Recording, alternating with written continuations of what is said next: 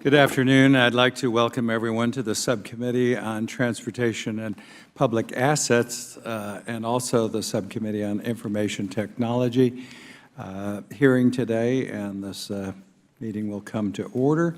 Without objection, the Chair is authorized to declare at any time a recess. The order of business will be as follows. Since we have a joint subcommittee hearing today, we'll have opening statements from myself, Mr. Hurd, Ms. Duckworth, Ms. Kelly, and after that, we'll hear from our witnesses, and then after we've heard from all the witnesses, we'll go into questions. So with that, I'll give the first opening statement, and again, welcome everyone. It's interesting the age that we live in of new technology and communications. With all of the incredible technology that we see and take for granted every day, we're entering a new era in transportation technology. And there's some of the older panelists or members. An audience will remember when you used to open the hood of a car and you could take out the various parts, identify everything. Now you need almost a PhD degree to figure out what's in there, and its capabilities are just astounding.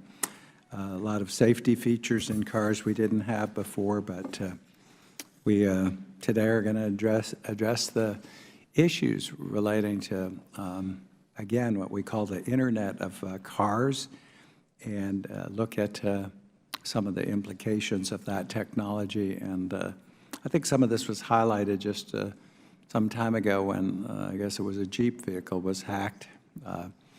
And fortunately, it wasn't folks who chose to do harm, but it did demonstrate that vehicles with certain types of electronic capability can, in fact, be hacked, and it does pose some questions. We've called together today leaders of industry and some others. We have NHTSA, but I particularly want to thank the private sector partners. Several weeks ago, we had a roundtable and an open and frank discussion of kind of where we are and where we're going and what the industry is doing to deal with some of these issues. And I think they've been most cooperative, and I appreciate that. And we learned a lot from that particular informal meeting. Today is a little bit more formal, and we do have a lot that we can, a lot of benefits to. In 2010, there were 1.2 million deaths on the world's highways. The United States, some 10 years ago, we had 43,000 deaths. We've taken that down to 33,000, and there are a lot of positive things that have been done, again, through safety, technology, warning systems, a whole host of electronic devices now in our vehicles that make us safer. The positive economic benefit from connected vehicles is estimated to be $500 billion. And we want to ensure that the electronic systems we have in these vehicles can't be hacked, that in fact, that we have safety provisions put in and protections for the consumer and for the public. In 2012, when I helped author the MAP 21 bill, we directed National Highway Traffic Safety Administration to complete a review and ultimately determine the needs for safety in vehicles and electronic systems. We'll hear from some folks today where they are in the requirement that we crafted and put in that bill. We're now a year and a half past the deadline we set in law. Automakers have fortunately been setting their own cybersecurity standards, which is the good news. The bad news is that we have a lot of variety and people going in different directions. While the National Highway Safety, Traffic Safety Administration continues to move forward mandating dictated short-range communication devices in cars, we must make certain that this technology hasn't been surpassed by the next best thing that's coming up, and advances in technology are rapid. We've spent over $500 million on testing just this technology that was discovered in 1999. And in 1999, the state of the art for some of our communications was the flip phones, and we've come a little bit further from that. So while I fully support connected vehicle technology and help with its advancement, in the future, we'll see vehicles that can talk to each other. We'll see safety provisions and vehicles that will make cars safer and more reliable, and have a whole host of features that will benefit the consumer and the traveling public. But we must be able to allow a bridge to get to that environment as the new technologies come to light, while remaining cognizant of the need for consumer privacy. So this afternoon, I look forward to hearing testimony from our potential witnesses, and I pledge to work collaboratively with everyone here on this side, both sides of the aisle, and with the industry. I think we're entering a new, exciting era, but we want to be ready for it. Let me now recognize Ms. Duckworth, the ranking member of the Subcommittee on Transportation and Public Assets, for her opening statement. Thank you, Chairman Mica, and welcome both to Chairman Hurd and Ranking Member Kelly. Welcome also to our witnesses. Today, there are an estimated 5 billion devices that make up the ecosystem that we call the Internet of Things. It's not just Fitbits, smartphones, and baby monitors that communicate over the Internet. Our motor vehicles are computers on wheels that rely on the same methods of communication. And as we've seen too many times, computers and computer networks are regularly the victims of hackers. We've already mentioned the July instance this year when a vehicle was hacked. Less than a month later from that instance, a researcher demonstrated how vulnerabilities in a different manufacturer's vehicle could also let hackers learn the owner's home address, steal credit card information, and much more. So far, there have been no known incidents of malicious attempts to hack vehicles. But I have to ask the witnesses here today, is that because the overall security of the vehicle computers is that good, or have we simply been that lucky?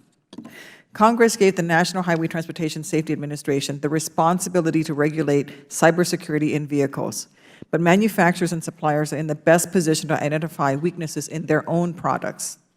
Ensuring the cyber safety of cars, vans, trucks, and motorcycles on the nearly 4 million miles of roads that crisscross the United States requires partnership of government, industry, and researchers. Each has an important role to play. So that's why I find it especially troubling that, according to Bloomberg, one of the automobile manufacturers involved in the July hack waited 18 months to tell federal safety regulators about the security flaw, while the other manufacturer reportedly knew about this vulnerability for 5 years. Those failures by manufacturers to report cybersecurity vulnerabilities to the federal government undermine the partnership that is necessary to protect the public safety from cybersecurity threats. That is simply unacceptable. As Transportation Secretary Fox said in May, connected, automated vehicles that can sense the environment around them and communicate with other vehicles have the potential to revolutionize road safety and save thousands of lives. I agree with him. I look forward to examining these issues in more detail and thank the chairman for bringing this hearing. Thank you. Thank you, Ms. Duckworth. I'd now like to recognize Mr. Hurd, who chairs the Subcommittee on Information Technology, for his opening statement. Mr. Hurd. Thank you, Chairman Mica. Today's hearing is one of a series of hearings the IT Subcommittee, and to join with you and the Transportation Subcommittee here today. My first car was a Toyota 4Runner, and I like to call her I got her in the summer of 2000 and had the car up until the summer of 2013. We had a lot of adventures together, but one thing that she couldn't do was connect to the internet. And flash forward to 2020. Gartner forecasts that about 1 in 5 vehicles on the road worldwide will have some form of wireless network connection by 2020, amounting to more than 250 million connected vehicles. A recent study by the McKinsey Global Institute predicts that the Internet of Things, which includes the Internet of Cars, could have a total potential economic impact of between $4 and $11 trillion by 2025. The report further states that the hype around the Internet of Things may actually understate the full potential. I agree. The hype likely does understate the full potential, but only if policymakers, industry, consumers, privacy advocates, and other stakeholders understand where real value can be created and focus on supporting innovation in cybersecurity and privacy best practices. I worry that over-eager regulators and Congress will overact to a stunt hack with restrictive regulations and heavy-handed legislation. I look forward to hearing from our witnesses from the automotive industry today on what steps they are taking proactively to secure their connected vehicles and protect people's safety as well as their privacy. I look forward to hearing from Mr. Garfield on what the many innovative companies he represents are doing to ensure the same, that people are safe, that their information is secure, so that they can be confident and embrace the benefits offered by connected vehicles. And I look forward to hearing from Mr. Buse on what NHTSA is doing to achieve the higher standards of excellence in motor vehicle and highway safety while staying strictly within their statutory authority and taking care not to hamper innovation. I yield back. Thank you, Mr. Hurd, and I'm pleased now to recognize Ms. Kelly, who's the ranking member of the Subcommittee on Information Technology. Welcome again, and you're recognized. I thank Chairman Hurd and Chairman Mica, as well as Ranking Member Duckworth and our witnesses for today's important conversation. Today's cars have been dubbed computers on 4 wheels. They gather and store a vast array of personal information about their drivers, affording greater convenience and safety, but also greater erosion of privacy and security. Our automakers, as they long have, are inventing new technologies that have made the driver's experience more enjoyable and efficient. Over-the-air and vehicle-to-vehicle technologies, things that were once only science fiction, can save lives and help prevent accidents. But with great innovation comes new questions over security challenges and how data is stored and used. As the number of Internet-connected cars grows, so too does the threat of vehicle hacking. If cars are going to store personal, sensitive information about where the driver lives, the route the driver takes to get there, and where the driver stops along the way, there should be assurances that the information is stored securely and protects the identity of the driver. Our subcommittee's review of previous cyber attacks on government and corporate computer networks reveals that the same vulnerabilities show up time and time again. The interconnectivity of seemingly unrelated parts of the networks makes it substantially easier for a hacker to move through a network and locate sensitive personal information. But it's not just computer systems that lack segmentation. Seemingly unrelated components of Internet-connected cars do as well. A modern car's brakes can talk to its radio. The radio can tell whether the doors are locked, and the doors know whether the windshield wipers are on. One of the key topics of today's hearing for me is whether the auto industry in cars with operating systems that securely store personal technological innovation. I'll be focused on how automakers, Congress, and regulators can work together to secure our vehicles from malicious attacks and protect Americans and their data. I thank our witnesses for their participation today and look forward to hearing your thoughts on how we can achieve this goal. Chairman Hurd, Chairman Mica, I'd like to yield the remainder of my time to the gentleman from California, Representative Liu. Thank you, Ranking Member Kelly, for yielding the time, and thank you, Chairman Mica, Chairman Hurd, and Ranking Member Duckworth for calling this important hearing. The Internet of Things brings technology and connectivity into every corner of our lives, including our cars. With the pervasiveness of technology, cybersecurity standards and privacy protections become more important than ever. Unlike other sectors, security and privacy by design are not yet fully ingrained in automotive manufacturing culture, as evidenced by the news regarding cars' cybersecurity issues with wireless entry keys and hacks of cars. However, regulation can be slow, rigid, and discourage innovation if done wrong. Rushing to regulation is not, in my opinion, the answer, but neither is a lack of accountability or standards. The advances that the industry has made in the past years, such as setting up an information sharing and analysis center and a set of enforceable privacy principles, have been done in part because of public and government pressure. The Security and Privacy in Your Car Study Act, also known as the Spy Car Study Act, a bipartisan bill co-sponsored by Congressman Joe Wilson and myself, is a step in bringing industry, advocates, and government together to strike a balance between innovation and consumer protection. I served on active duty in the military, I'm serving the reserves, and I'm trained to think about worst-case scenarios. So there are three overarching scenarios and questions I'd like to pose to the panel. Hopefully, during the time today, you might be able to answer it. The first is it possible now or in the future for a hacker to remotely take control of a car and use it either as a weapon or cause an accident? Second, is it possible now or in the future for a hacker to take control of a fleet of cars and use them as weapons or cause accidents? And then third, is it possible for a hacker now or in the future to take partial control over cars? So let's say you're going down the highway at 60 miles per hour and suddenly the brakes go on without your knowledge, thereby causing an accident. And I'd be curious to know if one, those are theoretical possibilities, and then second, if so, what can be done to mitigate that aspect. Americans have a right to drive cars that are safe and to keep information about their daily lives private. I look forward to hearing the testimony from today's panel of witnesses and look forward to asking additional questions on this issue of public importance. Thank you. And I yield back. Thank the gentleman. Since there are no other statements, any other members have any quick statements? Okay, then the chair will hold the record open for 5 legislative days for any member who'd like to submit a written statement. Let's turn now to recognizing our panel of witnesses. I'm pleased to welcome first Nat Bius, who is the Associate Administrator of Vehicle Safety Research at the National Highway Traffic Safety Administration at the United States Department of Transportation. Mr. Harry Lightsey, who's the Executive Director of Global Connected Consumer Experience and Global Public Policy at General Motors Company. Mr. Sandy Lobenstein, and he is the Vice President of Connected Services and Product Planning at Toyota Motor North America.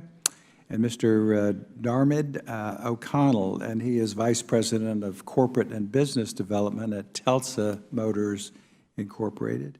Mr. Dean Garfield, he is the President and CEO of the Information Technology Industry Council.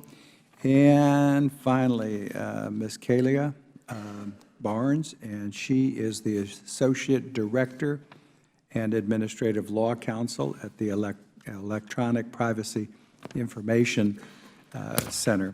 So welcome all of our witnesses. I might tell you too in advance that I'll swear you in just a second, and we also try to get you to limit your statement, your verbal statement before the committee to 5 minutes. You can ask through the chair to have additional information or data put into the record. So with that, we are an investigative and oversight committee and subcommittees of Congress. If you'd please stand and I'll swear you in. Raise your right hand. Do you solemnly swear or affirm that the testimony you're about to give before this joint subcommittee meeting of Congress is the whole truth and nothing but the truth? Let the record reflect that all the witnesses answered in the affirmative. Thank you. Be seated.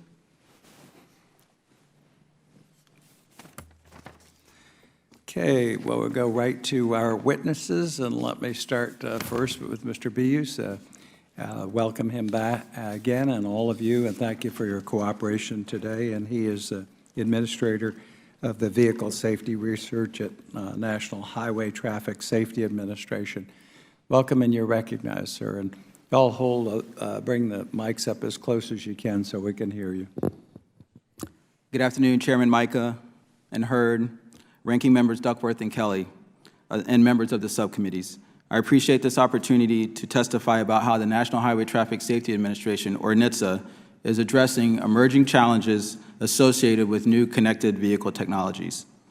In 2013, there were over 5.7 million vehicle crashes in the United States that resulted in 32,719 deaths. The consequences of these crashes range from personal tragedies that will impact individual families forever to the billions in economic dollars that we can actually measure. NHTSA's mission is to address these crashes, and the increasing use of connected and automated vehicle technologies, we believe, can help us do that. When combined together, new technologies such as vehicle-to-vehicle communications, or V2V, and automated technologies have the potential to dramatically change the safety picture in the United States. However, as the Chairman pointed out, these new technologies also bring new and different challenges. For example, consumers hear a lot about cybersecurity as it is related to banks and personal information. Indeed, it often seems like every day or every other day there is a breach reported in the media. Now in the auto space, cybersecurity is taking on new visibility, even showing up in TV shows as recently as this past weekend. NHTSA understands these dynamics, but believes that the challenges associated with connected vehicles are addressable, and they should not keep us from pursuing the innovation that can save lives. Testing and analysis indicates that V2V can address up to approximately 80% of crashes involving 2 or more motor vehicles. This technology promises to be transformative and could even enable a new era of safety that not only saves lives, but brings other benefits as well. When fully realized, this communications technology is extendable even beyond vehicles and the infrastructure. It can be deployed to other devices that would be carried by pedestrians and cyclists, thereby addressing those types of crashes as well. However, for V2V to be effective, it relies on a robust security system and for the vehicles themselves to be secure. In exploring the potential of connected vehicles and other advanced technologies, NHTSA understood that cybersecurity would be essential to the public acceptance of new vehicle systems and to fulfill the safety promise they hold. To develop a robust cybersecurity environment, NHTSA modified its organizational structure, developed vital partnerships, adopted a layered approach, considered legislative actions, and encouraged members of the industry to take independent steps to help improve the cybersecurity posture of vehicles. NHTSA's goal is to be ahead of potential vehicle cybersecurity challenges and seek ways to address them. NHTSA consulted other government agencies, vehicle manufacturers, suppliers, and the public to develop its cyber program. Their approach covers various safety-critical applications deployed on current vehicles, as well as those envisioned for future vehicles that may feature more advanced forms of communications and automation. However, we also believe there are tremendous opportunities in this realm for proactive steps. In fact, such steps are essential. Regulation and enforcement alone will not be sufficient to address these risks. Cybersecurity threats simply move too fast and are too varied for regulation to be the only answer. The auto industry can play an essential role by cooperatively establishing rigorous best practices that address the broad range of cyber threats, by reacting quickly and appropriately when such threats emerge, and by working closely with the government and independent security analysts to identify and defeat attacks. NHTSA and DOT have also given special consideration to the security system that enables V2V technology. U.S. DOT and many partners have spent some time developing the network and the trusted architecture that goes along with this system.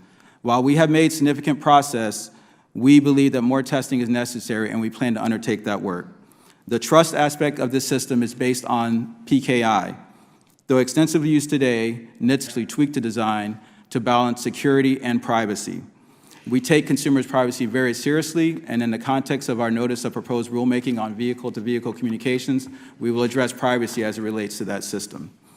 The effectiveness of V2V technology also relies on an allocated portion of spectrum. In light of growing demand for spectrum, topic of much discussion, DOT is not opposed to sharing the spectrum. Toward that end, DOT is working closely with FCC, NTIA, members of the industry, and other stakeholders on an expedited basis to test and evaluate potential sharing solutions for the 5.9 gigahertz spectrum. We are waiting for devices. Under the leadership of Secretary Fox, the Department has taken steps to support the deployment of V2V and V2I technology. In August 2014, NHTSA issued an advance notice of proposed rulemaking. In 2016, we plan to follow that up with a proposal, and just recently the Secretary announced some pilot programs all aimed to further deploy this technology. Connected and automated vehicles that can sense the environment around the infrastructure have the potential to revolutionize road safety and save thousands of lives. NHTSA is already laying the groundwork needed for the road ahead and looks forward to working with Congress, manufacturers, suppliers, and others in the administration and the American public in this exciting transportation future. I look forward to addressing your questions. Thank you, and we'll withhold questions till we've heard from everyone. Let me introduce and welcome again Harry Lutze, who is the Executive Director of Global Connected Customer Experience and Global Public Policy at General Motors. Welcome. You're recognized.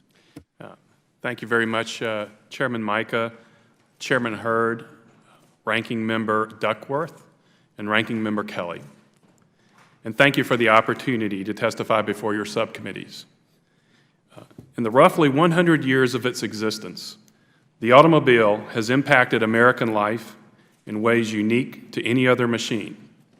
It has impacted how we live and work, where we live and work, how our cities have grown, and how our country has grown. Yet the machine itself remains basically what it was at the time of its inception. Again, connected by a drivetrain to wheels on the road, driven by a human being. But we are now entering an era where all those basic tenets will change dramatically. Cars will more and more have different modes of mobility other than a gasoline engine. They will be connected to each other in ways that will make the driving experience and more enjoyable. And they will more and more relieve the human being of the driving task.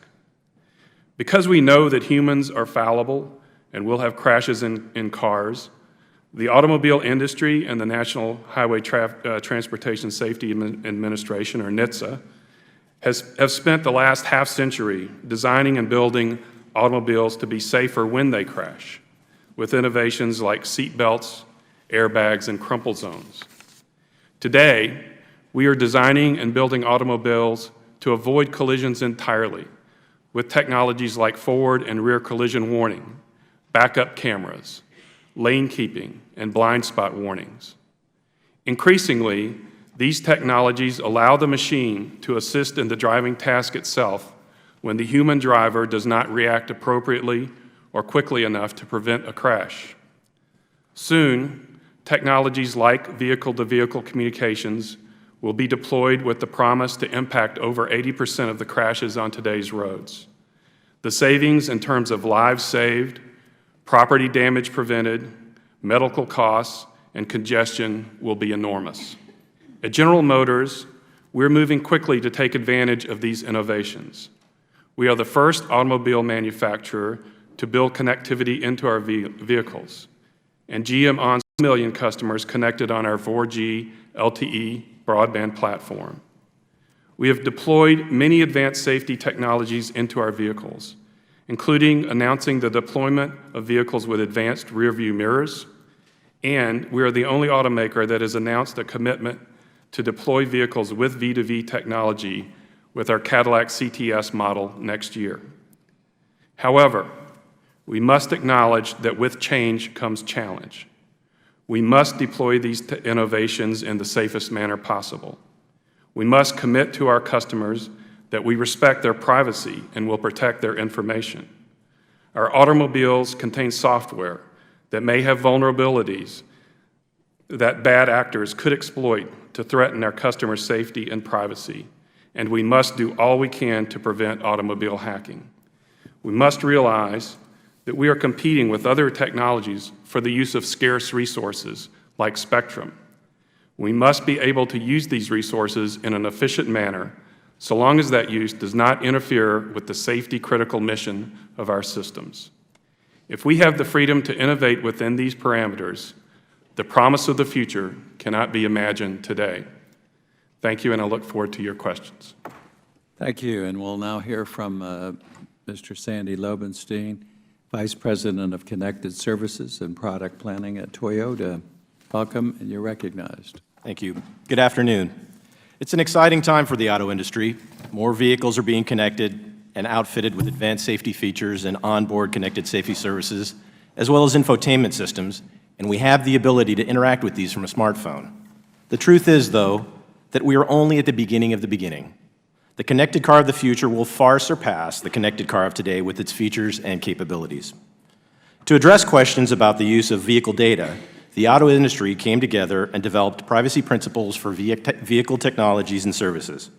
These privacy principles include meaningful protections, including heightened protections on the use of certain vehicle data, like the vehicle's location or how someone drives. For example, automakers agreed not to share data with third parties for their own use, or to use this type of data for marketing purposes without the affirmative consent of the vehicle owner. With the privacy principles, the auto industry is at the forefront of protecting consumer data in the emerging Internet of Things. This code of conduct is precisely the type of effort that the government has encouraged from the private sector, and it should serve as a model for other Internet of Things sectors. Cybersecurity is also a key focus, and although no criminal cyber attack on a vehicle has occurred, the auto industry is well aware that the cybersecurity risks that exist for other connected devices also exist for connected cars. We fully grasp the potential consequences of a successful real-world attack. In that light, the auto industry is forming an ISAC to exchange information about cybersecurity threats to vehicles. Toyota is pleased to be serving as the first Auto ISAC board chair, and we're fully committed to the Auto ISAC's success. We expect initial information sharing from the Auto ISAC beginning by the end of this year. Some are making the case that automotive-specific cybersecurity best practices and standards are needed. The question is whether automotive best practices will look any different than existing best practices that guide cybersecurity in other contexts. That being said, the auto industry recognizes that an effort to adapt existing best practices to the vehicle may be appropriate. The industry has recently embarked on an effort to identify existing best practices that are being and can be applied to gaps. For the very same reasons that the government has refrained from mandating cybersecurity standards in other sectors, there is a significant risk with the government mandating cybersecurity standards for vehicles. Industry can move quicker than government to update out-of-date practices or to adjust to new threats. In addition, setting specific government standards may encourage some companies to simply comply, not to do more to protect consumers. Finally, a sector-specific approach will almost certainly have significant implications for the harmonious development of the Internet of Things at large. As the Internet of Cars evolves, we are also on the cusp of a radical transformation in vehicle safety that will be made possible by vehicle-to-vehicle communications. Dedicated Short-Range Communication, or DSRC, is a technology that will allow us to overcome the range, field of view, and line of sight challenges posed by sensor technology, enabling vehicles to identify collision threats at a greater distance or around a corner. When the FCC allocated spectrum in the 5.9 gigahertz band for DSRC, it spurred an extensive collaboration between the US DOT and the automobile industry on DRC development. The FCC is also currently exploring opening up the band to unlicensed devices. Due to the spectrum crunch, we support the prospect of sharing spectrum if it can be proven that no harmful interference will impair DSRC's safety of life mission. A promising proposal has been offered that has the potential to accomplish this goal. The proposal's developer and the auto industry have recently proceeded to validation testing, and we remain confident that it will be proven out as a workable spectrum sharing solution. In closing, I'd like to provide two final observations. First, the Internet of Cars ecosystem is evolving. Technology companies, telecommunications providers, insurance companies, and others have introduced and will continue to introduce products and technologies designed to directly communicate with vehicles. As the ecosystem continues to evolve, responsibility for protecting vehicles from potential cyber attacks and for preserving consumer privacy should also evolve to include all relevant players in this space. Second, there's a number of federal agencies that are seeking to oversee, regulate, or influence cybersecurity and privacy related to the Internet of Things either broadly or within narrow subsets. The resulting cacophony of working groups, efforts, initiatives, and proposals is exceedingly difficult to manage and prioritize. Without consolidation of these efforts, clarification of the roles of various agencies, and better coordination, the opportunity provided by the Internet of Things will almost certainly suffer. Thank you for the opportunity to testify before you. Well, thank you, and we'll recognize Mr. Dermot O'Conlon. He's Vice President of Business Development for Tesla. Welcome, sir, and you're recognized. Good afternoon. Thank you, Mr. Chairman, members of the committee. We appreciate the opportunity to come here today and for the opportunity to speak. Tesla cars are known for being exceptionally safe. Independent testing by NHTSA has awarded Tesla Model S, our current offering, the highest possible safety rating, 5 stars. Not just overall, but in every subcategory without exception. Approximately 1% of all cars tested by federal government achieve 5 stars across the board. Safety is a watchword at Tesla. Automotive injury and fatality rates have fallen significantly over the last several decades as a result of crash safety improvements such as airbags, energy-absorbing vehicle structures, and Tesla believes that in order to maintain the pace of reducing injuries and fatality rates, vehicles need to increasingly use computerized vehicle systems to avoid crashes, with particular opportunity afforded in the fully connected vehicle space. 2 examples of Tesla's connected car functionality leading to significant safety benefits compared to non-connected vehicles are the following.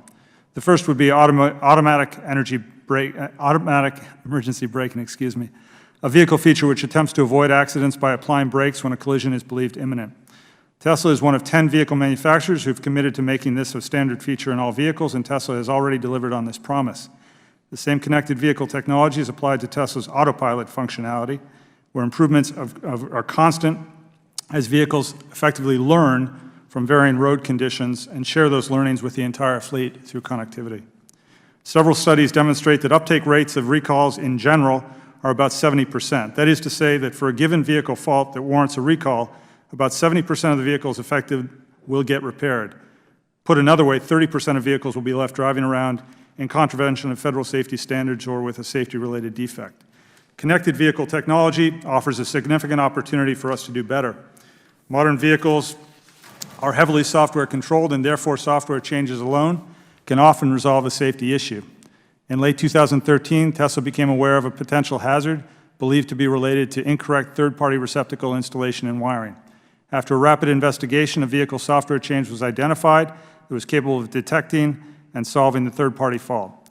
Because of Tesla's leading connected vehicle capabilities, the software solution was automatically delivered to the entire fleet. In contrast to industry average recall uptakes of 70%, Tesla's automatic software update can achieve uptake rates of nearly 100% within a short amount of time, measured in days. So, precautions and concerns as we go forward. The first precaution is to ensure that any software updates to a vehicle are authorized by the manufacturer. This can be achieved by using industry-standard cryptography, a technology referred to as signing. The second precaution is to strongly isolate networks from the mechanical systems of the vehicle. If a processor on the vehicle has network connectivity, the processor should not also have direct connections to the vehicle's mechanical systems, i.e. steering, acceleration, brakes, and gear selection. We don't have gear selection, but that's a separate matter. Some manufacturers implement this isolation with technology referred to as a gateway. The third precaution is to use industry-standard encrypted communications protocols for connections for the vehicle. This ensures privacy and the integrity of data as it's transferred to and from the vehicle.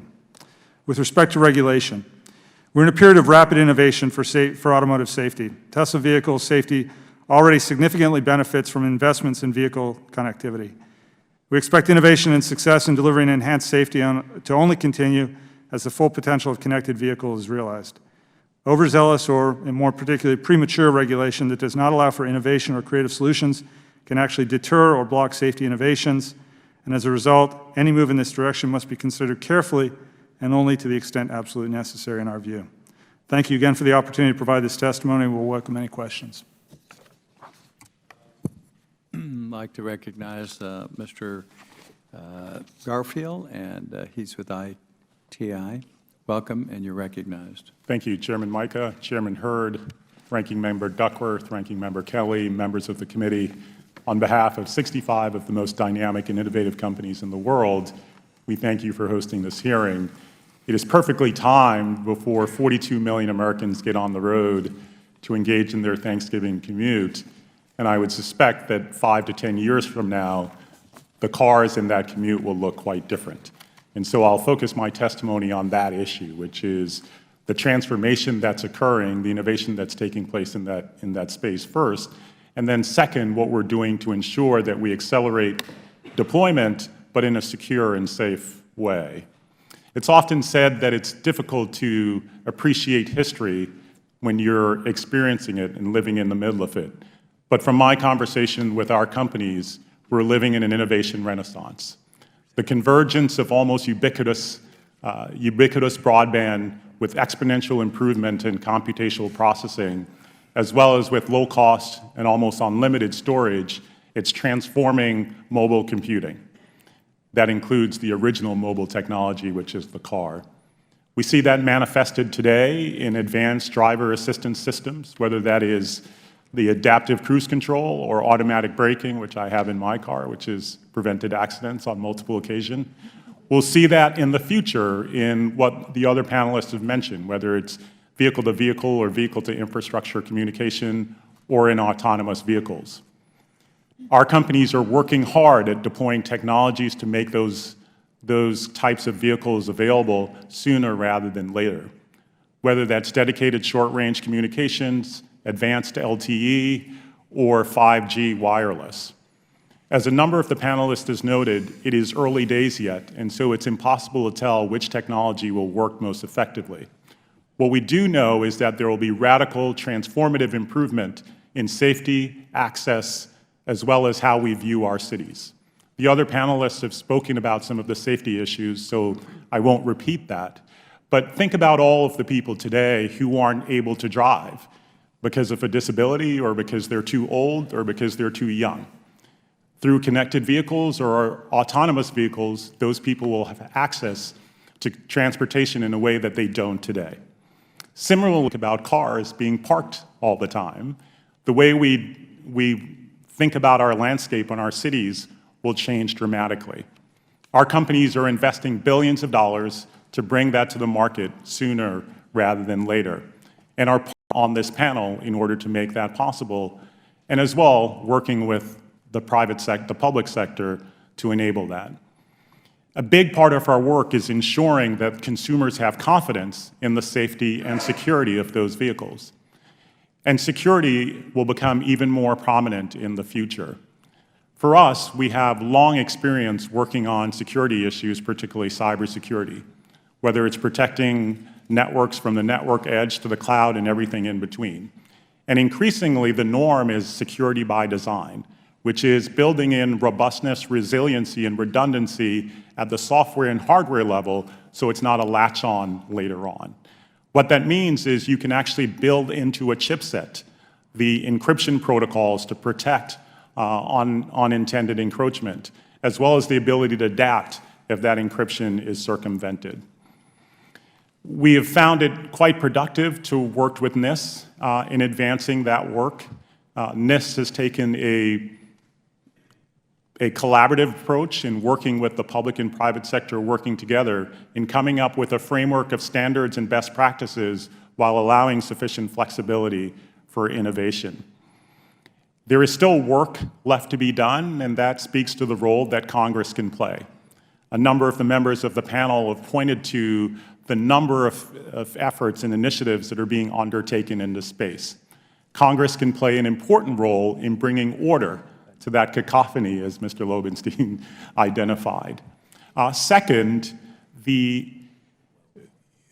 there is really a need, and Ranking Member Duckworth made this point, for a national information of things strategy. There is so much work taking place in this space, but not much of it is well coordinated into a national strategy that serves our economic security and safety interest.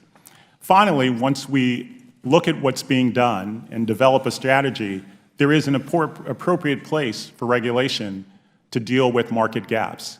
And we would advocate that the approach that's been taken by NIST in developing a regulatory framework that's based on best practices that also allows for flexibility is the appropriate approach. Thank you. Thank you, and we'll recognize, waiting patiently, Kalia Barnes, Associate Director and Administrative Law Counsel at the Electronic Privacy Information Center. Welcome, and you're recognized. Thank you, Chairman. Chairman Mica, Chairman Hurd, Ranking Member Kelly, and Ranking Member Duckworth.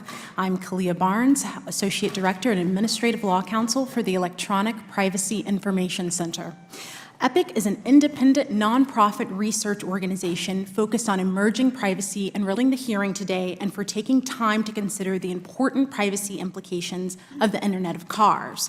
New vehicle technologies offer a variety of new services to American drivers and are quickly being implemented by car companies.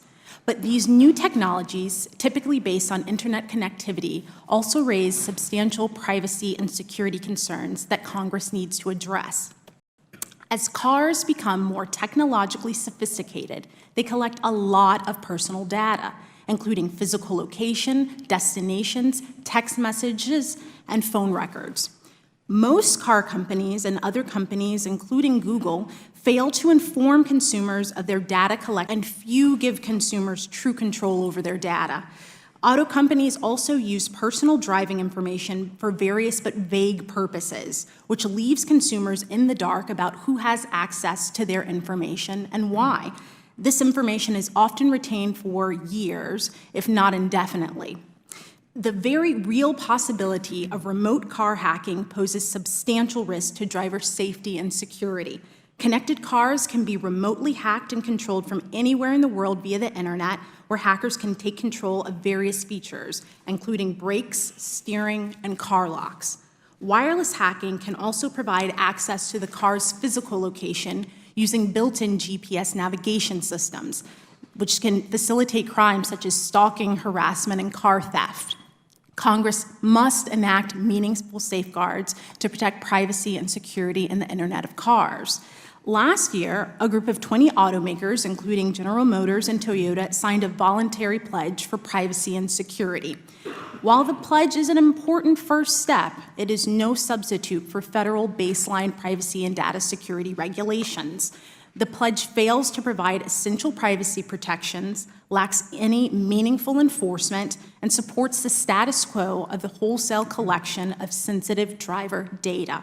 To protect the privacy and security of American drivers, Congress will need to do more. First, Congress should act on pending legislation. The Spy Car Act of 2015 would establish federal standards for connected cars.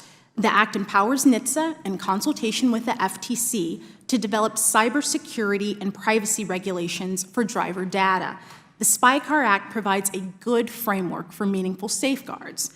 There's also the House draft bill that would require car companies to develop modest privacy policies for the collection and use of driver information. The House draft falls short of providing robust privacy protections. The draft would not require manufacturers to actually develop or even implement privacy-protecting measures. Instead, the companies would only inform drivers about whether the company chooses to take various privacy-protecting measures. The draft also immunizes car companies from FTC scrutiny for simply developing a privacy policy. The draft would broadly cover vehicle hacking, including for research purposes. The Senate bill comes much closer to drivers than does the House draft. In fact, we would oppose enactment of the House draft, which would be a step backwards for Americans who are concerned about privacy and security. Second, Congress should establish fines for hacking connected cars, but only where there is malicious intent. This will permit research to uncover security vulnerabilities, many of which we've discussed today, while punishing hacking that is intended to cause harm. Third, Congress should grant NHTSA authority to issue privacy rules. The Spy Car Act of 2015, with its emphasis on enforceable NHTSA rules and civil fines for offenders, provides a type of privacy and security safeguards drivers need. As Congress moves forward, it is critical that NHTSA has rulemaking authority over the emerging industry. NHTSA's rules should incorporate practices detailed in the Consumer Privacy Bill of Rights, which is a sensible, comprehensive framework for privacy protections that provides substantive privacy protections and would help establish fairness and accountability for the collection and use of driver information.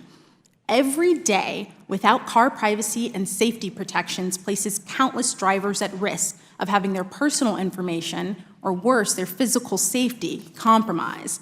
It's time to put consumers back in the driver's seat when it comes to privacy.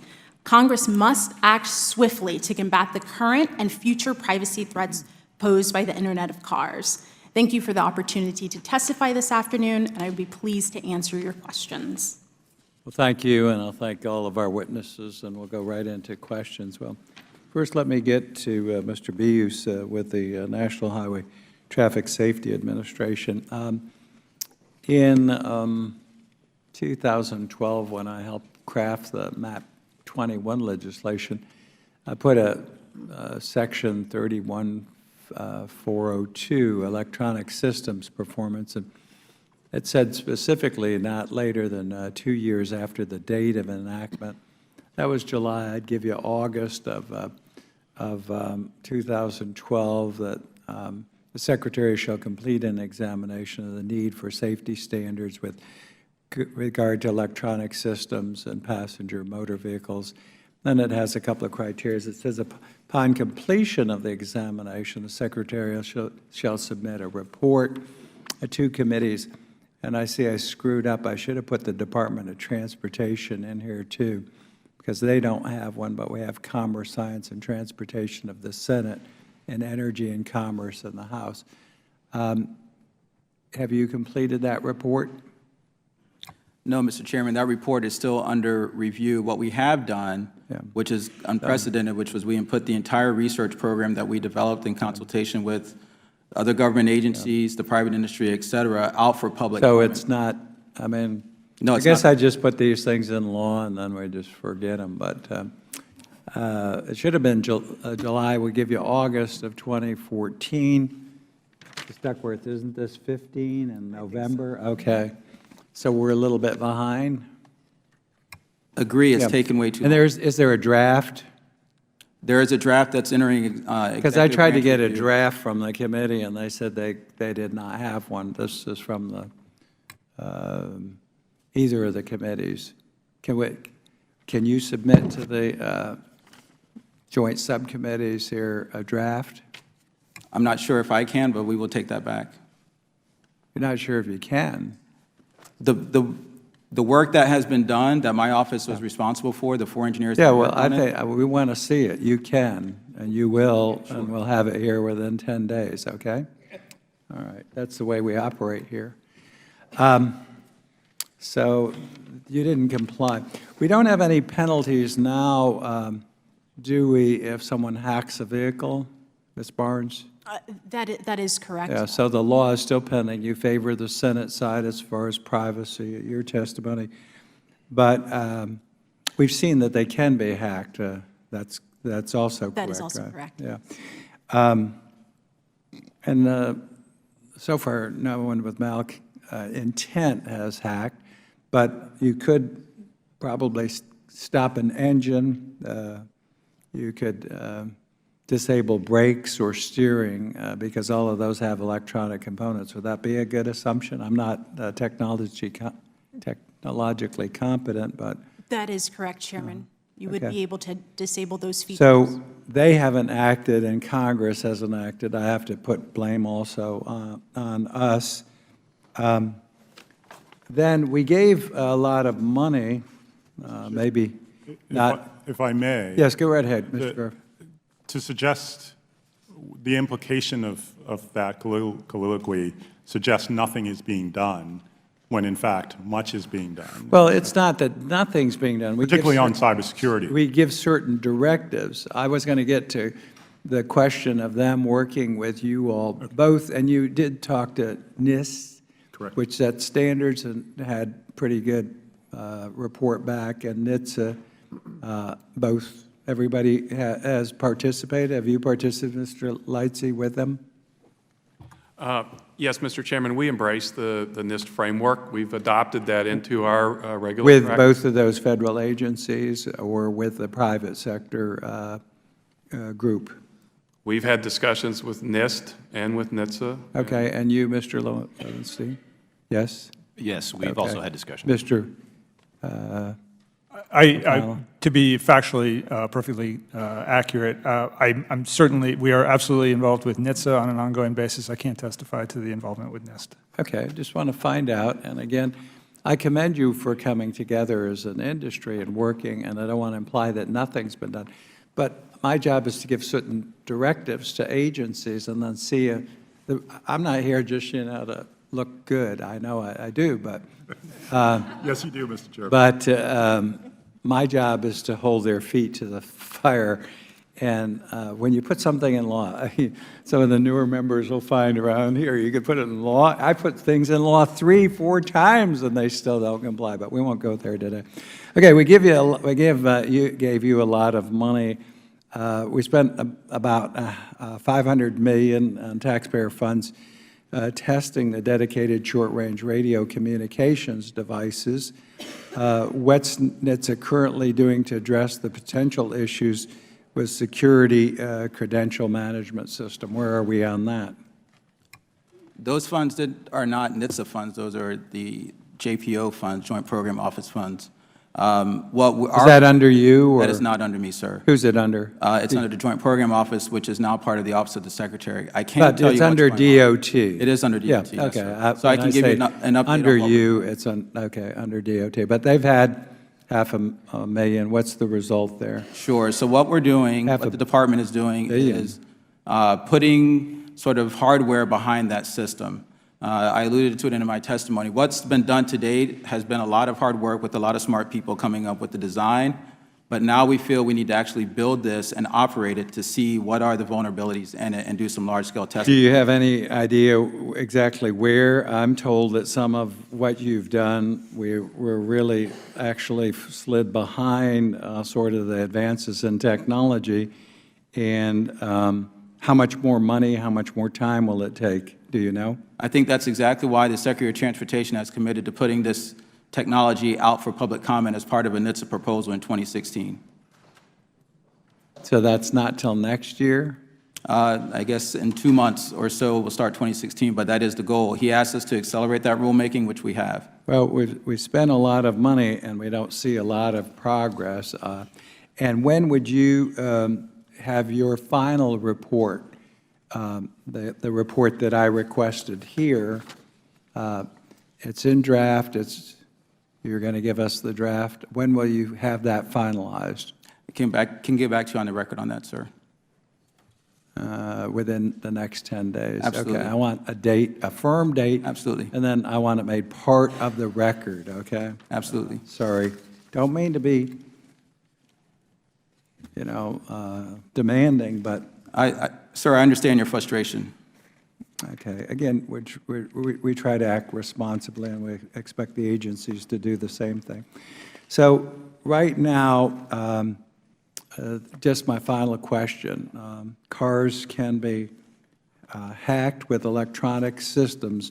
We don't have in place either a standard or ability to stop that. I guess that's a simple way to put it. Is that correct, Mr. Lightsey?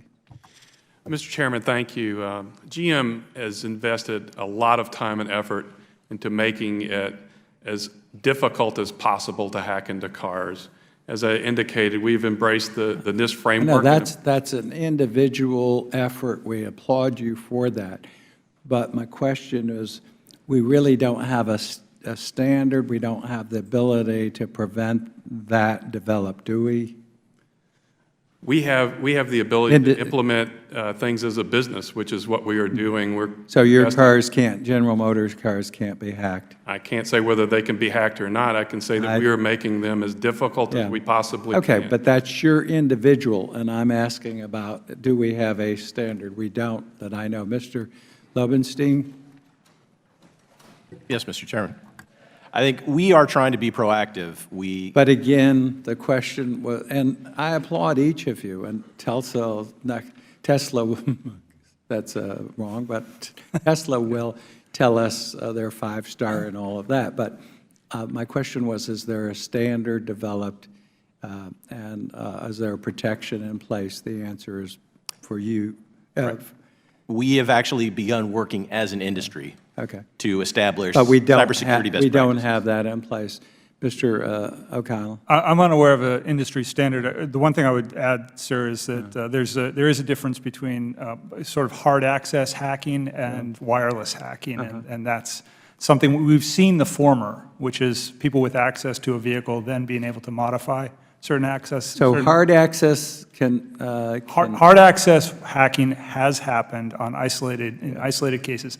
I am personally unaware of any wireless hacking that has gone but to the controls. there are no protections or standards. As I said, no standards So I'm aware of. it can be done. And then, again, part of the responsibility is Congress has set no penalties.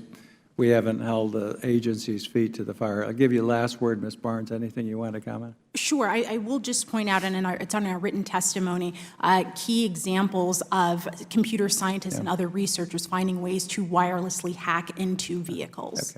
Okay. There's a difference between Mr. there being Garfinkel. standards and there being laws. There's certainly standards being developed around cybersecurity, and there's certainly laws in place that would punish someone, whether it's the Computer Fraud and Abuse Act or the Digital Millennium Computer Act, from folks hacking into cars or anything else.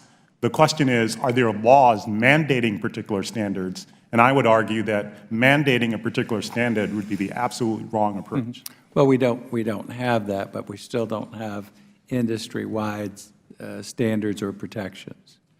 On hacking, on privacy, a whole host of things we've heard today. Let me, I've taken Chairman? more than my time. Justice, on that last question, the industry group, the SAE International, just recently, like within the last week, has developed a set of voluntary industry best practices. We just got it, so we're just looking at it, but I just wanted to make sure you knew that that was out there. Usually, things happen just before the hearings. Let's go. Let's go. Ms. Duckworth. Thank you, Mr. Chairman. So I want to speak, gentlemen, and Ms. Barnes, to ISACs, the Sector-Specific Information Sharing Analysis Centers, which are profit member-driven organizations formed by critical infrastructure owners and operators to share information between government and industry about cyber threats and lessons learned, not necessarily in the automobile industry, but in other areas. Mr. Beus, can you talk about what sort of mechanisms are instituted by NHTSA and also by the industry to work towards secure internet-connected vehicles? Sure. There's actually been quite a bit of work done. NHTSA was really at the forefront in trying to encourage the development of the ISAC. And we're very pleased that it's actually up and running right now. There are some additional steps that we think probably are necessary. One is clarifying what the role that it will have in its interactions with the agency, and also how that group will be expanded to other sectors, including suppliers. I would like to speak to the suppliers portion of it. This is something that has come up in my work on the Armed Services Committee on military equipment. Cybersecurity is certainly something of great potential harm to our military. And one of the things that I found out that for military weapons platforms, something as critical as the new F-35 fighter jet, there is not complete security of the supplier network. Can any of the three gentlemen from the three automobile manufacturers here talk a little bit about what you've done to secure or safeguard or ensure that your supplier network is one that you can trust? I have in my congressional district Huawei, which is a chip manufacturer, which has been identified by the U.S. government and different folks as a problematic company that actually engages significantly in espionage, both in corporate espionage as well as in governmental and intelligence espionage as well. What are you doing to make sure that the chips that I'm assuming you don't make your own chips, but what are you doing to make sure that your supply network is also secure? Thank you, Ranking Member. So at GM, as I was indicating to the Chairman, we've invested a substantial amount of resources and time into the whole cybersecurity issue. In fact, we created a global organization whose sole mission is end-to-end cybersecurity of our products and services. And that organization is headed by our Chief Product Cybersecurity Officer, who reports to the senior management of the company, including the CEO, and to the board at regular intervals about the cybersecurity status of our products and services. That includes our supply chain, and we have requirements that our suppliers must meet. We audit them on those requirements, and we test their products.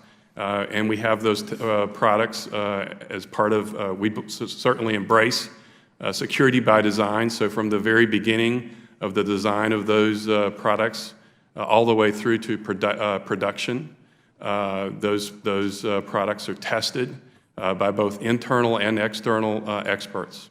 For cyber vulnerabilities, or are you talking about? Yes, for cyber vulnerabilities, penetration testing, other techniques that are common and standard.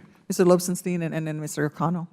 Yes, for Toyota, cybersecurity and safety is of paramount interest to us, and we also use industry standard best security practices, including security by design, risk assessments, multi-layer defense.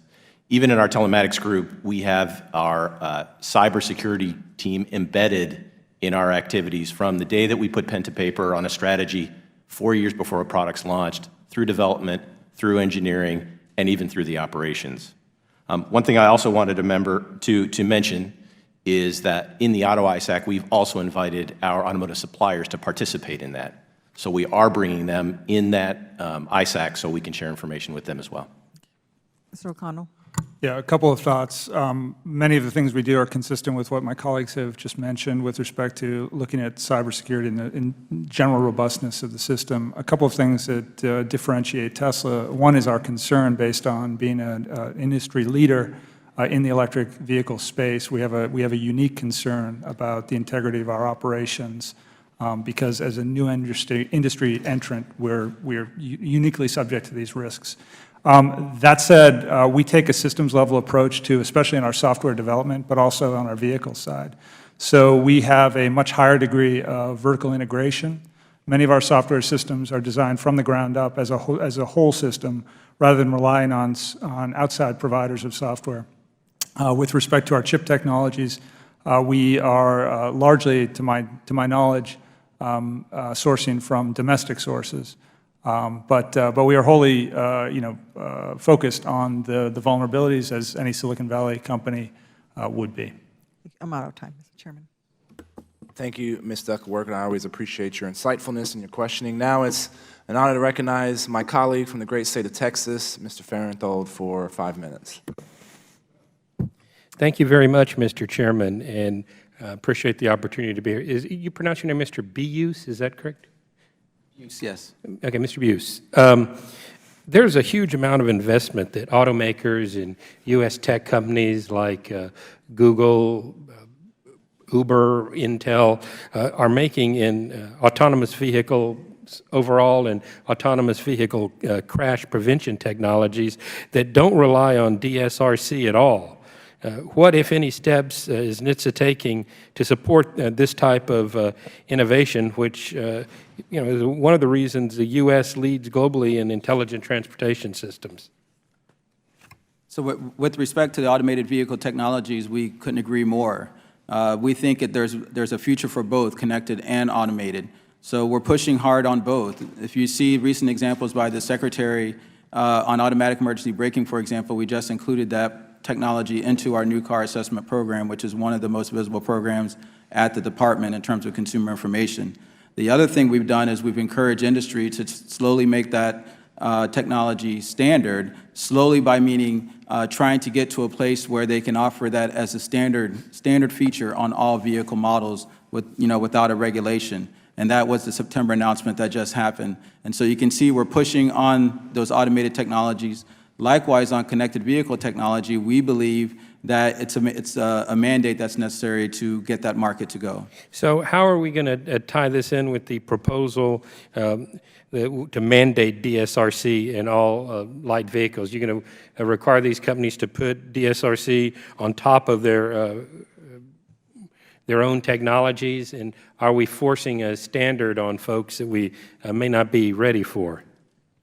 I think that's exactly what the proposal is meant to find out, sir. I think if you look at the approach of the department, it is to try to get this technology out of the research phase and ready to deploy and ask some of these very difficult questions of the technology about if it's ready to deploy. We certainly believe it's ready to deploy.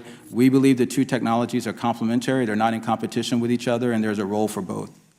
All right. Well, thank you very much. And Mr. O'Connell, I want to visit a little bit about what you guys are doing at Tesla. Y'all take a different approach to determining security issues and other concerns, where you basically have a bug bounty on there and employ white hat hackers. Can you talk a little bit about what you do and why that's a good thing and how it's working?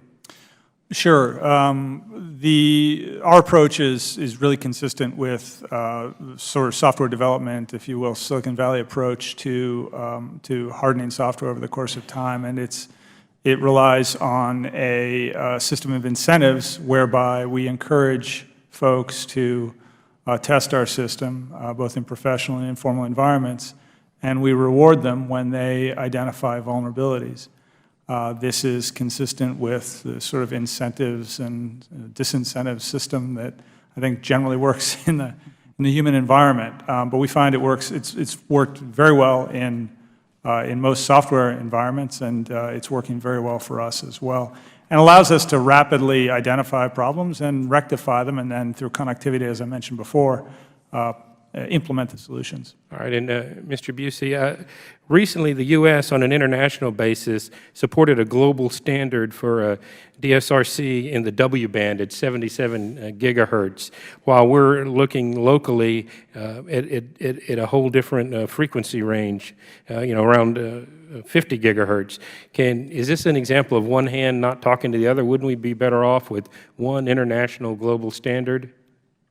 I'm not exactly familiar with that particular issue. I do know that on the technology radio side of things, we have worked very hard to make sure that we have same standards on both sides of the Atlantic, so to speak, so that we can have one common set of hardware. Mr. Lowenstein, would you like to address that?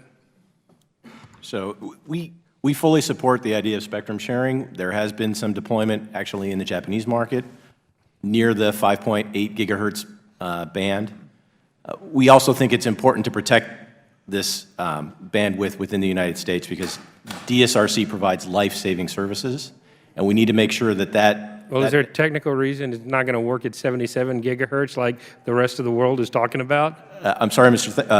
Fernthal, but I'm not a technologist, so I'll have to pass on that. Well, actually, if I might. Sure. It speaks to the point we were making earlier about all of the disparate efforts in this area and why an agency that's focused on standards and standards development globally like NIST has to be a part of this conversation. Okay, I see I'm out of time. I look forward to a second round of questions.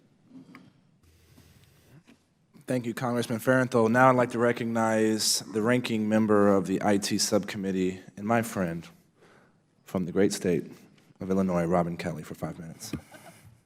Thank you, Mr. Chair. The promise of Internet-connected vehicles is that they bring greater levels of comfort, convenience, and safety, but that same Internet connectivity means that these computers on wheels face the same cyber threats and vulnerabilities as other computers.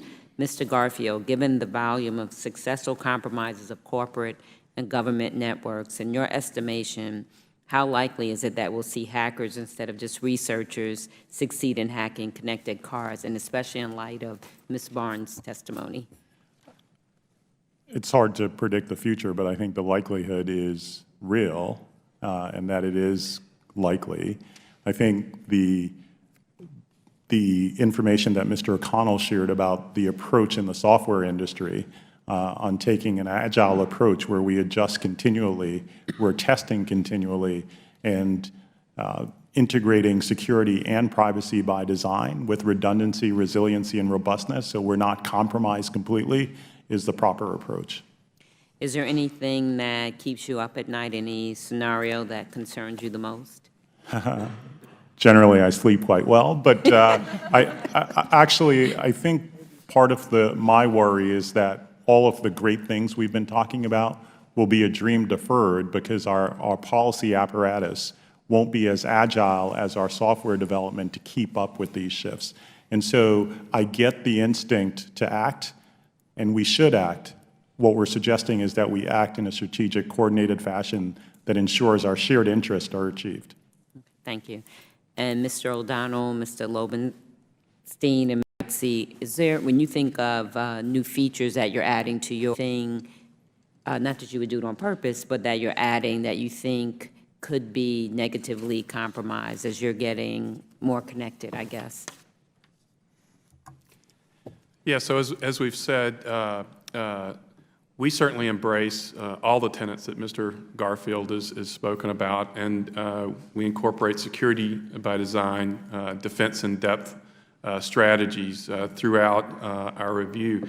And so from the very beginning, that any service or hardware begins to go through the design cycle for our automobiles, that cybersecurity posture of that particular element is being evaluated, is the risk of being assessed, and appropriate measures are being taken to mitigate that risk, and that goes all the way through production and into the life cycle of the vehicle itself. Thank you.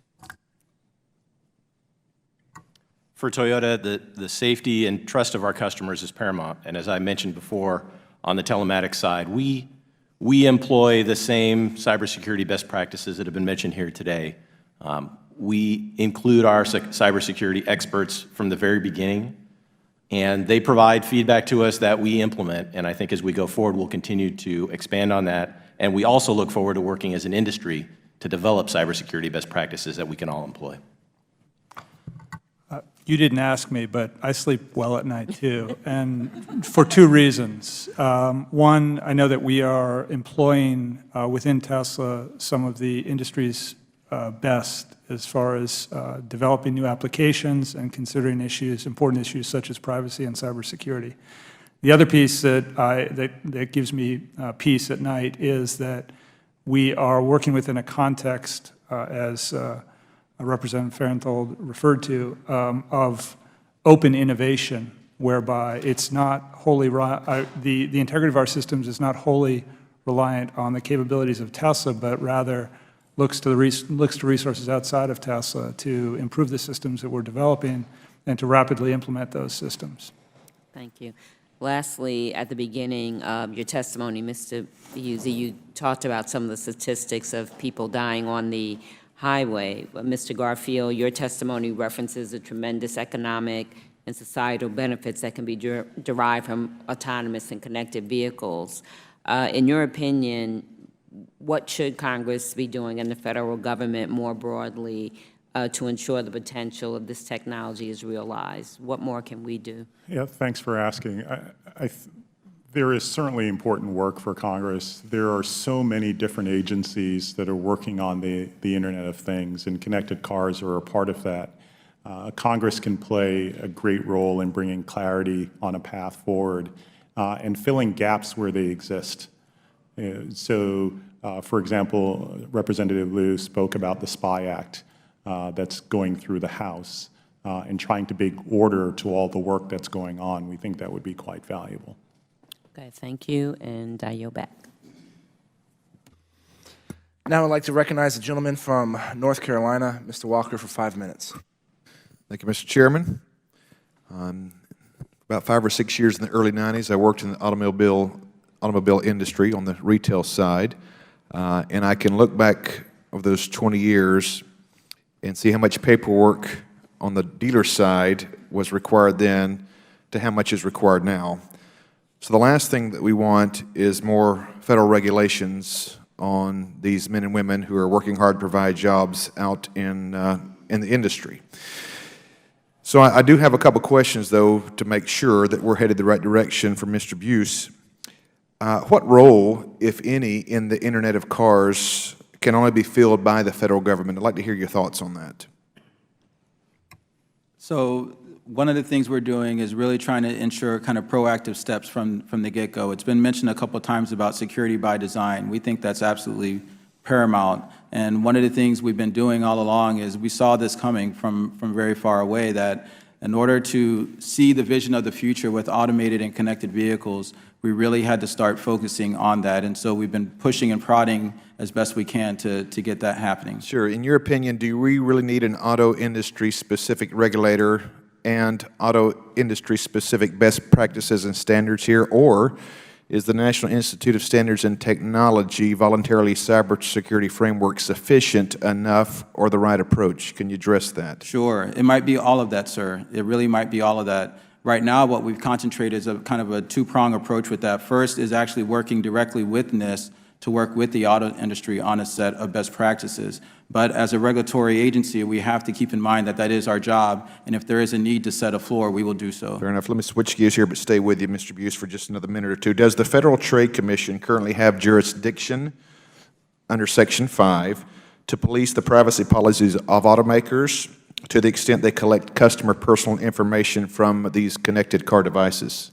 So that's probably a question more directly directed at the FTC, but what I can tell you is that we have been working very closely with the FTC on privacy issues. Okay, does the Department of Transportation or the NHTSA have particular expertise that would warrant having them, rather than the FTC, to answer your response, oversee the privacy policies related to the connected car devices? So we do have privacy experts. That is one of the things we'll be addressing in our V2V rulemaking. And so we have expertise at the agency. And is there a certain time frame that is this a date or conference or meeting that you will be addressing this? Is there a specific meeting for that? Sure. What we'll be doing is, in the context of our notice of proposed rulemaking on V2V communications, we will have much discussion on the privacy aspects of V2V. Last question for you, and I've got to hopefully have time for one more with someone else on the panel.